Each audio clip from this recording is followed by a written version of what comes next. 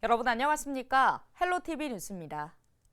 수도권 광역급행철도 GTX-A 연신내 구간이 올해 안에 개통될 전망입니다.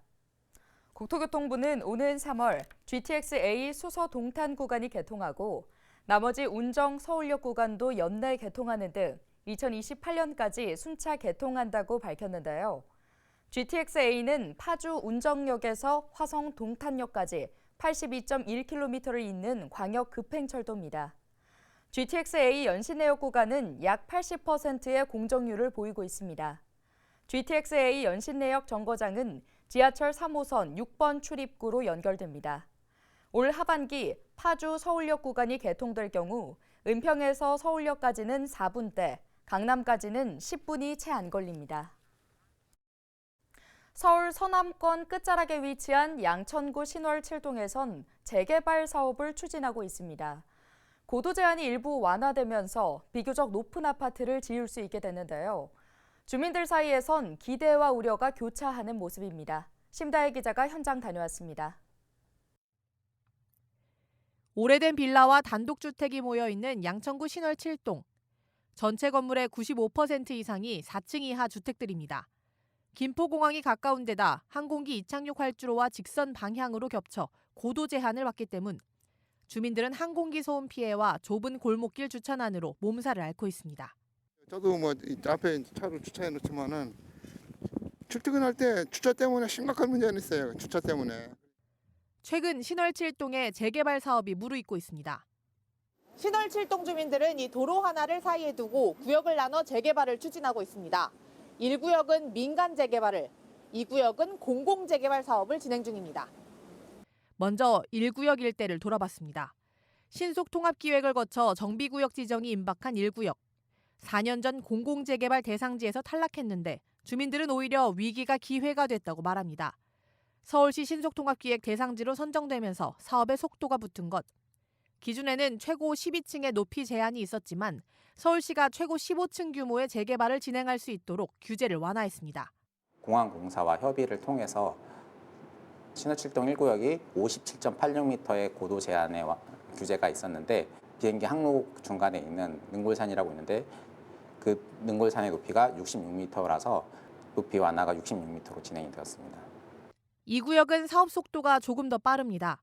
최근 공공재개발 정비구역 지정을 완료하고 주민 공람에 들어갔습니다. 계획대로라면 최고 12층 이하 2,200가구 규모의 아파트 단지로 탈바꿈할 예정. 2구역 주민들은 1구역과 비교하면 사업성이 떨어진다는 걸 인정하면서도 재개발을 통한 주거환경 개선이 꼭 필요하다고 입을 모읍니다. 1구역보다도 열악하고 사업성이 없다는 걸 알고 그래도 이렇게 대단지 아파트가 들었을 수 있고 12층까지 지을 수 있다는 거에 대해서 지금은 굉장히 주민들이 기대감도 높고 하지만 일부 주민들 사이에선 우려의 목소리도 나옵니다. 새 집을 짓는 동안 타지로 떠나는 것이 어렵고 분담금에 대한 경제적 부담도 크다는 겁니다. 30평대 이상 되면은 4억 5천 5억까지 분담금 되는데 그렇게 분담금 내고서 과연 거기 들어가 사야 되느냐. 그렇다고 그걸 자식한테 아들 하나 있는 놈한테 물려주고 분담금을 우리가 또 책임져야 되는데 그러면 또 우리는 또 어떻게 노후에 어떻게 살아야 되느냐 그런 문제. 부동산 시장 반응도 아직 미미한 수준. 투기거래 허가를 못 줬고 그래가지고 대투자도 안 되고 그러니까 2년간 거주 있잖아요. 낡은 집에서. 전문가들은 신월 7동 재개발 사업이 성공하기 위해선 낮은 사업성에 대한 개선책을 마련해야 한다고 조언합니다. 7-1과 7-2구역이 다 사업성이 되게 기존에 높은 지역은 아니에요. 고도 제한이 있어가지고 이 지역 같은 경우에는 개발이 실질적으로 이루어지기까지 또 동의를 받기까지의 시간이 조금 진통이 좀 예상되는 지역이기 때문에 이러한 부분에 있어서의 이제 사업성과 속도 부분이 개선이 조금 더 돼야 되지 않을까 이런 부분이 조금. 신월 7동 재개발이 완료되면 재건축을 추진 중인 신월시형 아파트와 기룬 신안파크를 포함해 10,000가구 규모의 주거 단지가 탄생합니다. 헬로티비 뉴스 심다혜입니다.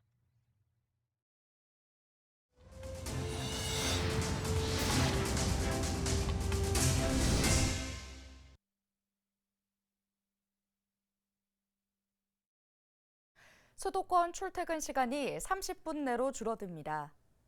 정부는 25일 오는 3월 개통 예정인 수도권 광역급행철도 GTX-A 노선을 시작으로 BC 노선은 각각 2030년, 2028년까지 개통하겠다는 계획을 밝혔는데요. 이와 함께 신설 노선인 DEF 노선은 5차 국가철도망 계획의 전체 노선을 함께 반영해 추진에 속도를 내겠다고 덧붙였습니다. 정부는 GTX 노선을 모두 건설할 경우 수혜 인구가 하루 평균 183만 명에 이를 것으로 내다봤습니다. 특히 수도권 주요 지점들 사이 출퇴근 시간은 모두 30분 내로 줄일 수 있을 것으로 기대했습니다. 정부가 GTX 노선에 대한 사업을 진행하겠다는 계획을 내놓자 인천시도 환영의 뜻을 밝혔습니다. 유정복 인천시장은 25일 수도권 동서쪽으로 있는 GTX 노선 확충은 인천 시민들에게 절실했을 뿐만 아니라 인천국제공항의 세계 3대 공항 도약과 경쟁력 강화를 위해서도 꼭 필요했다며 계획대로 사업이 진행될 수 있도록 끝까지 노력하겠다고 전했는데요. 정부에서 내놓은 계획을 보면 인천에 들어서는 노선은 GTX-DY자 노선과 GTX-E 노선입니다. GTX-D 노선은 인천공항 청라 가정구역과 김포 검단 계양 노선이 부천 대장역에서 만나 강남까지 이어지는 Y자 노선입니다. GTX-E 노선은 인천공항 청라 가정 부천 대장을 거쳐 남양주까지 이어지는 노선입니다. 이에 따라 인천 시민들은 GTX-D 노선이 개통하면 검단, 청라 등에서 삼성까지 약 30분, 영종에서 삼성까지 약 40분이면 도착할 것으로 전망하고 있습니다. 정부가 교통 분야 3대 혁신 전략을 내놓은 가운데 출퇴근 지옥철로 불리는 김포 골드라인에 대한 대책도 발표했습니다. 정부는 25일 윤석열 대통령 주재로 열린 민생토론회에서 신도시 교통 불편 지역을 대상으로 한 맞춤형 대책을 공개하고 특히 김포 골드라인의 혼잡 완화 대책을 우선 시행하기로 했는데요. 이를 위해 광역버스 차량은 40회 이상 증편하고 김포 당산역에 이르는 올림픽대로에 시간제 버스 전용 차로를 도입할 계획입니다. 또 골드라인 차량은 6월부터 11편을 단계적으로 늘려 배차 간격을 3분대에서 2분대로 줄여갈 예정입니다. 지난 2022년 사전 청약에 나섰던 한 민간 아파트 사업 시행자가 본 청약을 계속 미루다 최근 사업을 포기하는 일이 발생했습니다. 아파트 건설 사업자들이 부동산 경기 침체와 공사비 급등으로 사업성이 줄어드는 상황을 감당하지 못하는 것으로 보입니다. 이관성 기자의 보도입니다. 지난 2022년 3월 사전 청약을 진행했던 인천 가정 이지구의 한 민간 아파트 사업 부지입니다. 부동산 경기 악화로 본 청약을 미뤄오던 이 아파트 사업 시행자는 최근 허가청에 건축심의 요청을 취하하고 사전 청약 당첨자들에게 공급 계약 취소를 통보했습니다. 인허가 지연과 부동산 경기 침체, 공사비 인상 등으로 사업성이 더 이상 없다고 판단한 것입니다. 278가구를 모집했던 이 아파트 사업자는 당초 2023년 3월 본청약과 2025년 11월 입주 계획을 추진한 바 있습니다. 하지만 본청약을 제때 진행하지 못했고 본청약이 계속 늦어지자 사전 청약 당첨자들은 최근까지 85%나 이탈했습니다. 아파트 사업 시행자는 그동안 들어간 토지 계약금과 사업 비용을 손해보며 결국 사업을 접었습니다. 최근에 PF의 어려움과 고금리 기조로 인해서 사업성 저하가 발생하고 있습니다. 이로 인해서 사업 단지가 지금 지연되거나 취소가 됨으로 인해서 사전 청약 시에 당첨된 신분들이 본 청약과 연관됐을 때 예정했던 것보다 분양가가 상승하기 때문에 사전 청약은 일반 청약과 달리 본 청약 참여 우선권만 부여한 것이라 당첨자들에게 계약금과 매입 의무가 없습니다. 공급 일정이 불확실하고 분양가가 상승하는 상황에서 사전 청약 당첨자들의 이탈은 계속 늘어날 것으로 보입니다. LH는 사전 청약을 진행한 공공아파트 사업지 중 15개 단지 7,400여 가구의 본청약 일정을 연기한 상황입니다. 민간 아파트 사업지들 중에서도 본청약을 기약 없이 미루고 있는 사전 청약 단지들이 점점 늘고 있습니다. 사업 연기와 취소, 사전 청약 당첨자들의 이탈까지 사전 청약 제도가 무의미한 모습을 보이고 있습니다. 헬로티비 뉴스 이관서입니다.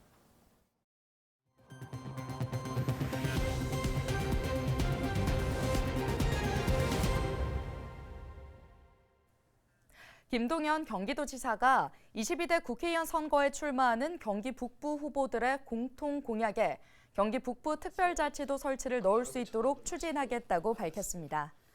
김 지사는 24일 포천시에서 열린 경기 북부 특별자치도 함께 갑니다 행사에서 앞으로의 특자도 설치 추진 계획을 설명하며 이같이 말했습니다.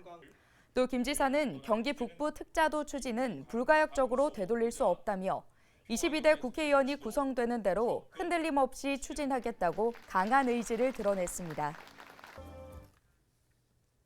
또 이번 4월 총선에서 출마하는 경기 북부의 모든 후보들이 경기 북부 특별자치도를 공통 공약으로 걸게끔 저희가 추진할 것이고 불가역적이어서 되돌릴 수 없는 것이거든요.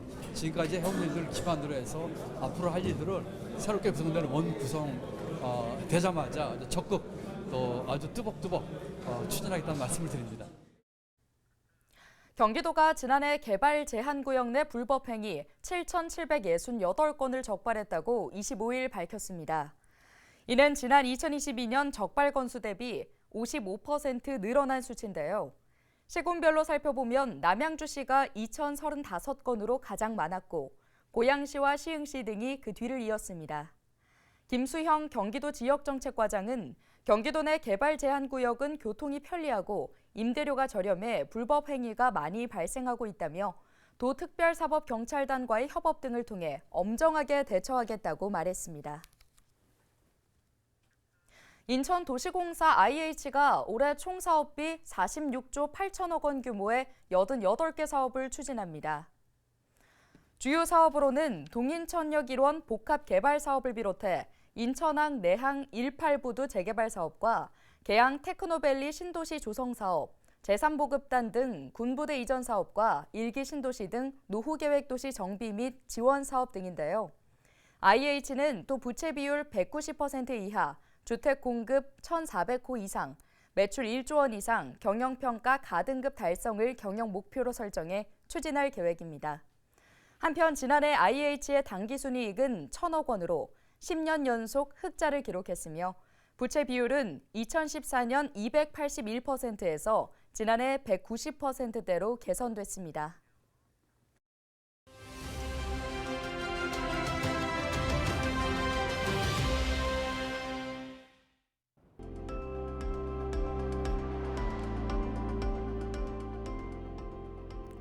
산업 현장에서 발생하는 각종 재해. 과거 기업들은 이딴 사망사고에도 대부분 처벌을 피해왔습니다. 그래서 우리 사회는 2년 전 이맘때쯤 안전한 일터를 만들겠다며 법을 정비했습니다. 사업주 처벌을 강화하는 내용이 담긴 중대재해처벌법을 제정했는데요. 다만 50인 미만 사업장은 법에 대비할 준비가 부족해 2년 동안 유예를 줬습니다. 하지만 오는 27일부터는 상황이 달라질 것으로 보입니다. 50인 미만 사업장까지 중대재해처벌법 적용이 예정됐기 때문인데요. 정부는 여전히 준비가 덜 됐다는 이유로 법 개정을 요구하고 나섰지만 야권과 노동계에서는 반발하고 있습니다. 여야가 협상을 벌이고는 있지만 좀처럼 의견이 좁혀지지 않고 있는데요. 달빛철도 특별법처럼 당장 시급하지 않은 법안들은 일사천리로 처리하면서도 영세사업자의 목소리는 들리지 않는 걸까요? 지금까지 데일리 브리핑이었습니다. 남산터널 인근 주민에 대한 혼잡 통행료 감면이 추진됩니다. 서울시는 남산터널 징수소 인근 거주자의 혼잡 통행료 감면 요청이 지속됨에 따라 감면 검토를 연내에 시작하기로 했는데요. 서울시는 거주자 감면을 위해서는 거주자에 대한 범위와 추진 방법, 감면 시 교통 변화 등을 고려해야 하는 만큼 신중한 검토가 필요하다고 밝혔습니다. 또 감면이 결정된 이후에는 서울시 혼잡 통행료 징수 조례 개정과 거주자 확인을 위한 시스템 구축 등 사전 절차가 필요하다고 덧붙였습니다. 오늘 준비한 소식은 여기까지입니다. 함께해 주신 여러분 고맙습니다.